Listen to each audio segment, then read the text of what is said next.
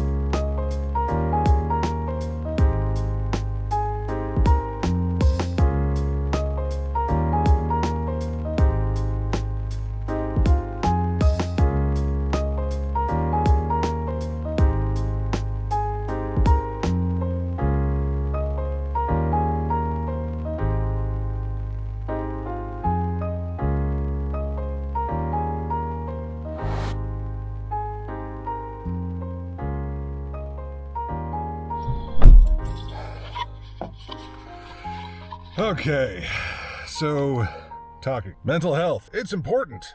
It's very important. It's actually one of the most important things for you. Obviously, I don't even think that needs to be said, but it does. So here's the thing. For the past year and a half, basically since COVID started, I've been having issues with depression and mental health slowly spiraling downward. It didn't help at all that 2020 was a tough year for everybody in general, but also one of the biggest things that hit me last year was the death of my mom.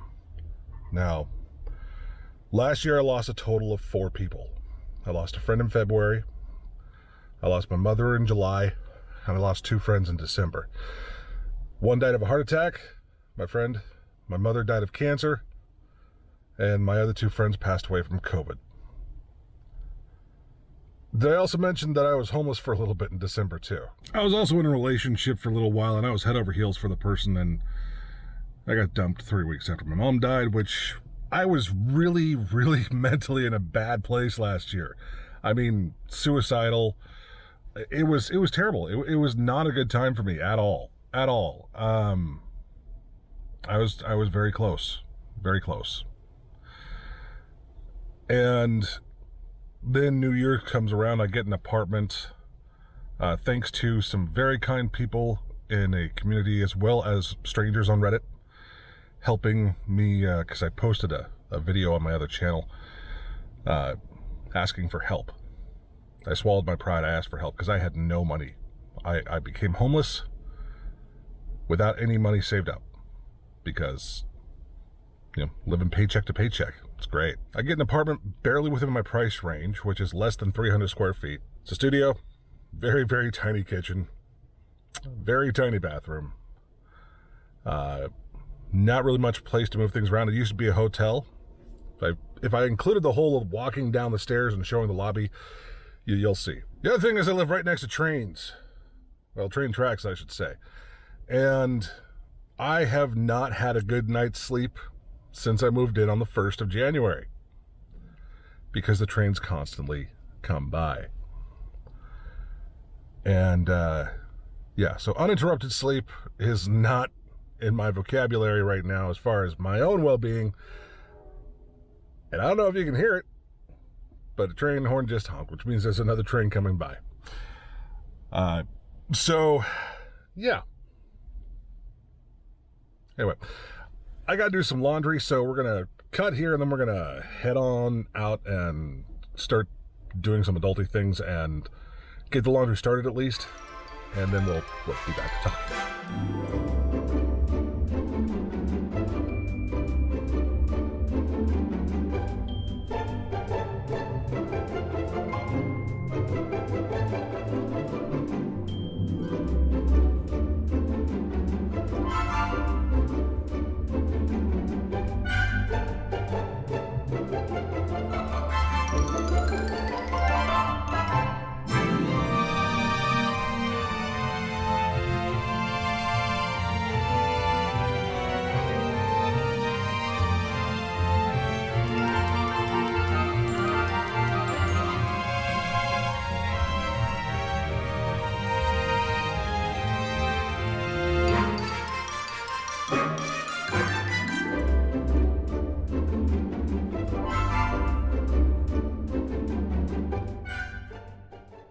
All right, I figure we'll continue talking about this while the laundry is going, and then we're going to go stick it in the dryer. Anyway, where was I?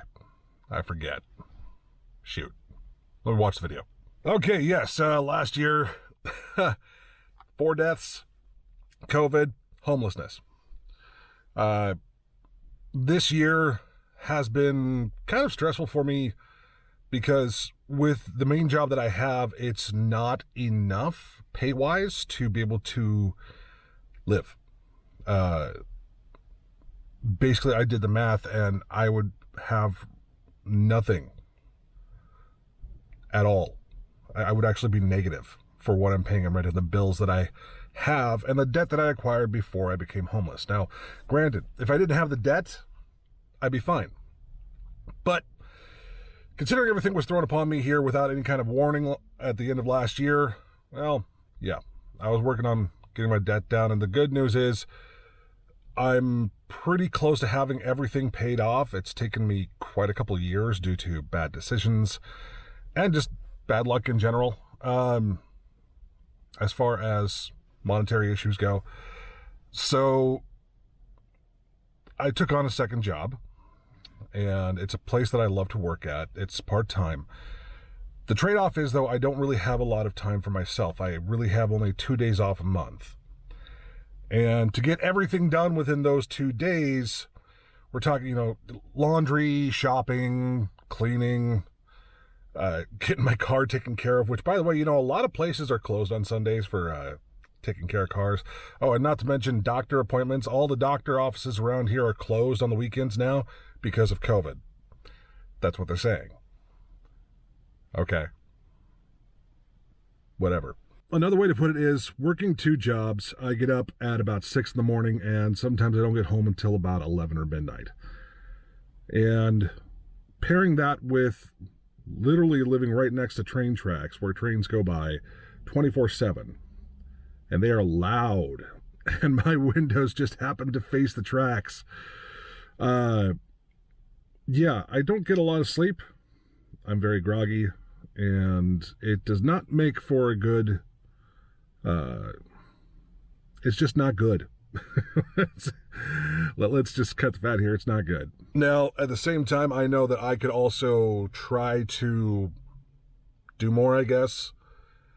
But my depression kind of hinders a lot of things. Like I've wanted to go out and take photos so many times, and I haven't really done that at all this year. And I think that's also leading to a big part of my depression, is just not being able to get out and do things.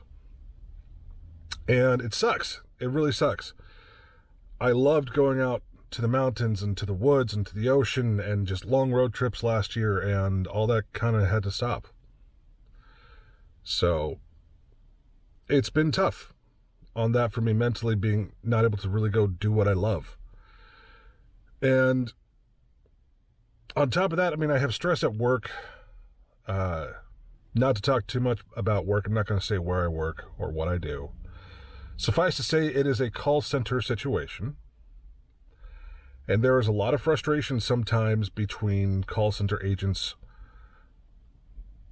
and having to fix mistakes, as well as putting up with difficult people, customers and other employees alike. Now, the employees that I work with at my place, they're wonderful. I really can't ask for a better crew.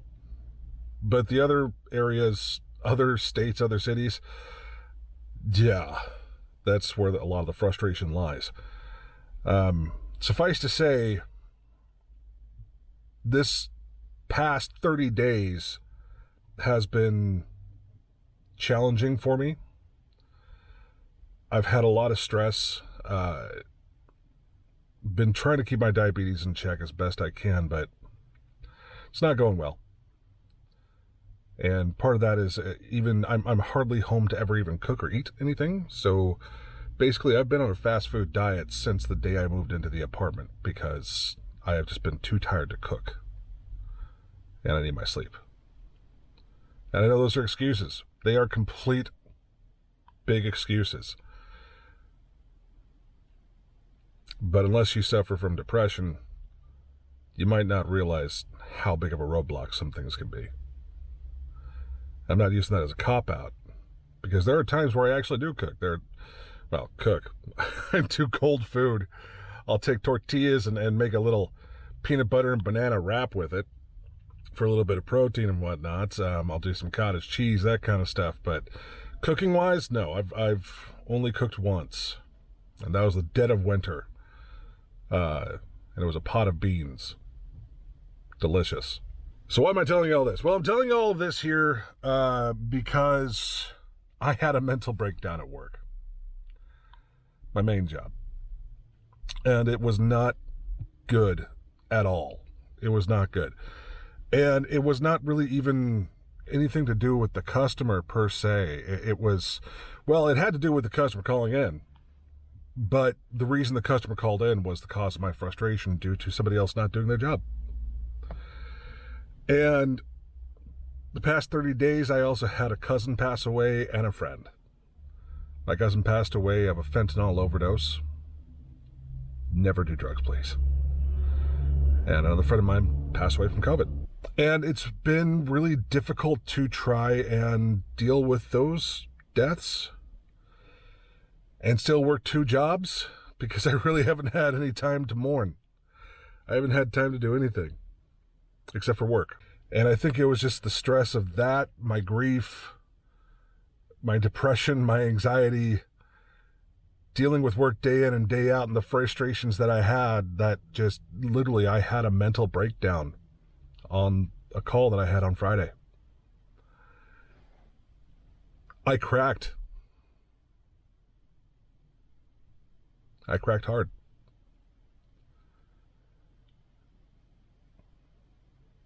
I didn't insult the person or anything, but it was that last straw on the camel's back that just made my mind crack.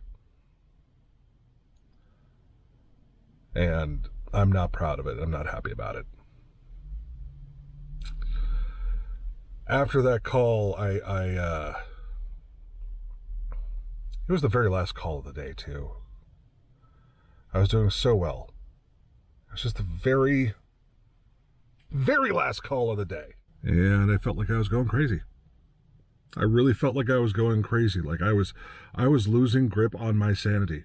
I was holding back tears. I was ready to quit. I was ready to walk out. And the reason why I didn't was because in the back of my mind, somewhere in the still sane part of my mind said, you need money for rent. You need money to pay your car off. You need money to make sure that you are able to live. But that wasn't enough. So the weekend goes around and I'm working my second job. At least with that job, it's not stressful. I know the ins and outs. It's actually quite, as far as stress goes, it's a very, very low stress job on some things. Other parts, it's higher stress, but in a different way because it's retail. As far as stock goes. But yeah.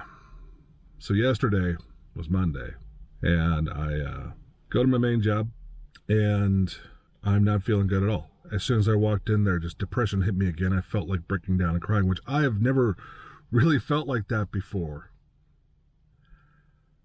And I realized I couldn't do it. I could not work at that time. So I went and I talked to my supervisor, my boss's boss. I walked in, the first thing I did was I apologized about my actions and how I acted on Friday. I laid everything out, told him all my stresses, just told him about the mental breakdown and how it wasn't even really about the customer. It was more frustration. And I just snapped and broke and couldn't keep control. And found out that that morning, because of that phone call, the supervisor put in an email to HR suggesting termination. I had such a bad mental breakdown that I was going to be fired. But the supervisor then said, because of my actions yesterday, going in, sitting down, talking with them, that they are going to retract the request for termination and instead put it in for a write-up, which I'm thankful for and I'm grateful for. And going to do some retraining, see if I can maybe get some light duty.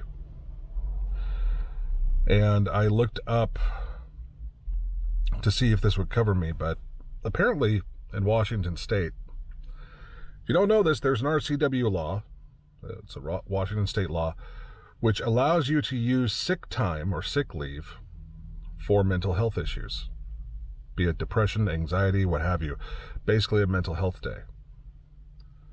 So I requested yesterday that I just take the next 2 days off. So I took off yesterday and I have today off to try and get myself into a better place. And I know when it comes to work, bosses are not supposed to get emotionally involved or anything else. You know, there's this hierarchy. You should not be emotionally invested or too friendly with your workers. And I get that. I do. It's how corporate world is. But he did let me know that, well, I didn't know this, but apparently work has some flyers and stuff that I can read. And actually, there's a phone number I can call to get help. So I'm going to be calling that.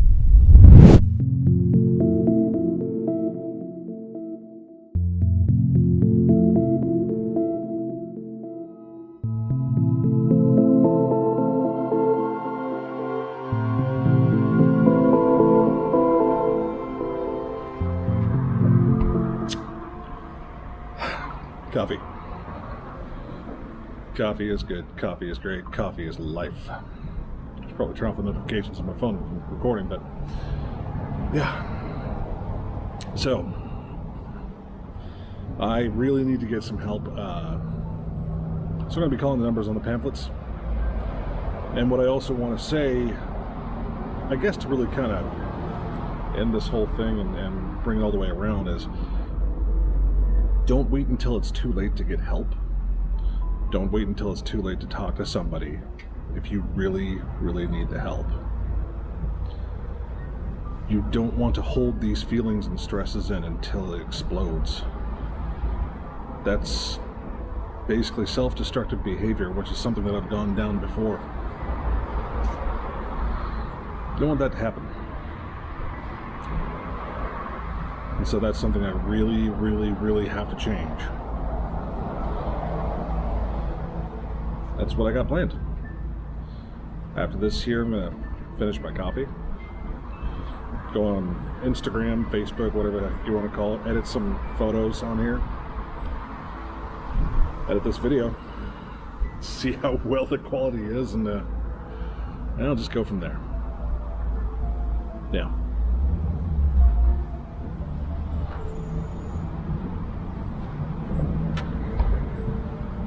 But yeah, if you ever need help, if you ever feel like you're drowning, reach out and ask for help. Don't hold it all in. Just waiting for this truck to go by. Trucks, plural. So I'm sorry that's been a little not as happy of a vlog or anything like that, but this is the real world, this is the real life. We have our ups and downs. So hopefully next time we'll have a bit of a better up. As always, until next time, well, I'm Ken. You're beautiful. I'll see you later.